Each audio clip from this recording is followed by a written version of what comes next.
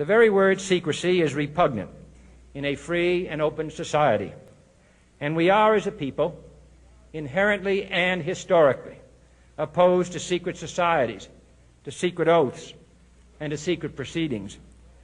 We decided long ago that the dangers of excessive and unwarranted concealment of pertinent facts far outweighed the dangers which are cited to justify it.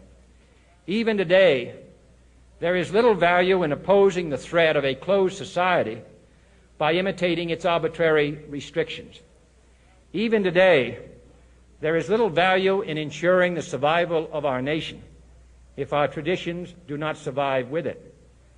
And there is very grave danger that an announced need for increased security will be seized upon by those anxious to expand its meaning to the very limits of official censorship and concealment. That I do not intend to permit to the extent that it's in my control.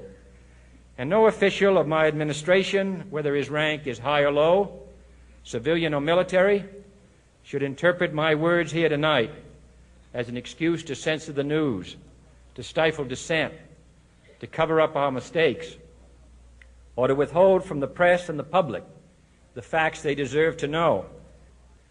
For we are opposed around the world by a monolithic and ruthless conspiracy that relies primarily on covert means for expanding its sphere of influence, on infiltration instead of invasion, on subversion instead of elections, on intimidation instead of free choice, on guerrillas by night instead of armies by day.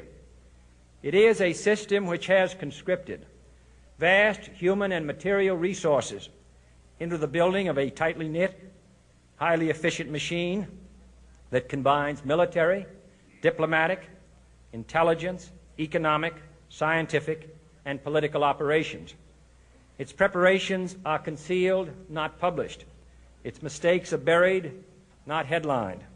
Its dissenters are silenced, not praised. No expenditure is questioned, no rumor is printed, no secret is revealed. No president should fear public scrutiny of his program, for from that scrutiny comes understanding, and from that understanding comes support or opposition, and both are necessary.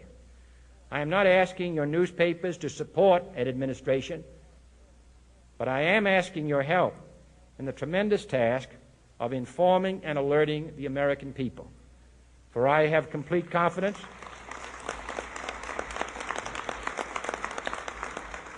in the response and dedication of our citizens whenever they are fully informed. I not only could not stifle controversy among your readers, I welcome it. This administration intends to be candid about its errors. For as a wise man once said, an error doesn't become a mistake until you refuse to correct it. We intend to accept full responsibility for our errors, and we expect you to point them out when we miss them. Without debate, without criticism, no administration and no country can succeed, and no republic can survive. That is why the Athenian lawmaker Solon decreed it a crime for any citizen to shrink from controversy.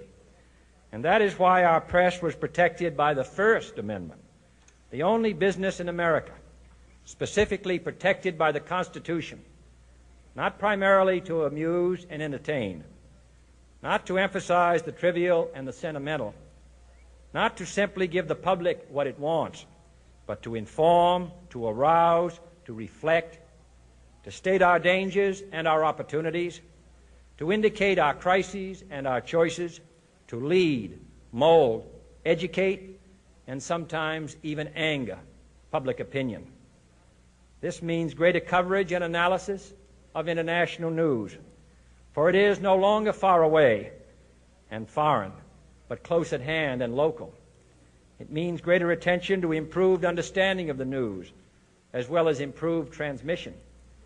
And it means, finally, that government at all levels must meet its obligation to provide you with the fullest possible information outside the narrowest limits of national security.